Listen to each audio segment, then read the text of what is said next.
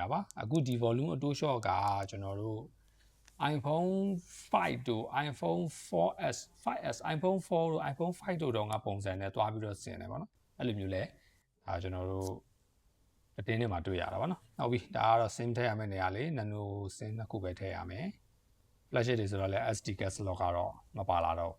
ဟုတ်ပြီ70 Ultra ကို original ပါလာတဲ့ case လေးနဲ့ထည့်ကြည့်မှာပေါ့နော် case မှာမာကြီးကွာအသေးရလိုက်တာkey တွေရှိတဲ့ဟာကိုအရင်ထည့်အောင်ခလုတ်ရှိတဲ့ဟာတွေအရင်ထည့်ရမယ်ဝင်တော့ဝင်သွားပြီသူကနေသူတော့ကတ်လလန်ပေါ့နော်ကလီယာ case လည်းဖြစ်တယ် hack case လည်းဖြစ်တယ်ဆိုတော့အဲ့ case ကြီးကတော့လက်ပွေရတင်ပါပဲမဆိုးပါဘူးပေါ့ကဲဟုတ်ပြီဒါကကျွန်တော်တို့ Xiaomi 70 Ultra ကိုဖုန်းထဲမှာ original ပါလာတဲ့ clear hack case လေးထည့်ထားပြီးတော့မှပတ်ပတ်လည်မြင်ရတဲ့ပုံစံလေးတွေကိုပြပေးနေတာပါ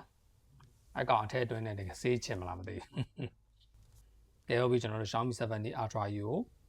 power on မယ်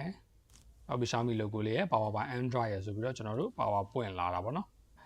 ကဲဟုတ်ပြီအခုကျွန်တော် Xiaomi 70 Ultra ရဲ့ specification လေးတွေအကြောင်းကျွန်တော်ပြောပြပေးမယ်သူကဒီ December 25မှာကြော်ညာလိုက်တယ် weight အနေနဲ့ကတော့230 gram လေးတယ် body size က 8.5 mm အထူရှိရယ်ပေါ့နော်ခုန Honor Wing ဆိုရင် 8.3 mm ပဲရှိတာဒီကောင်တော့ပိုများသေးတယ်ကဲဟုတ်ပါပြီအဲ့တော့ base quality ကတော့ကျွန်တော်တို့ glass front silicon polymer back တဲ့ခုနကကျွန်တော်တို့မြင်ရတဲ့အစိမ်းရောင် back ကလေးကနောက်ပြီးတော့ aluminum frame နဲ့ပြီး nano sim တစ်ခုရမယ် eSIM တွေလည်း support လုပ်တဲ့ IP68 69 dust and water resistant ပဲရမယ် 69K တော့မပါလာဘူး display မှာက LTPO AMOLED ကိုမှ68 billion color 120Hz 1160 PWM DIMM Dolby Vision HDR Vivid HDR 10+ အများကြီးတော့ပါတယ်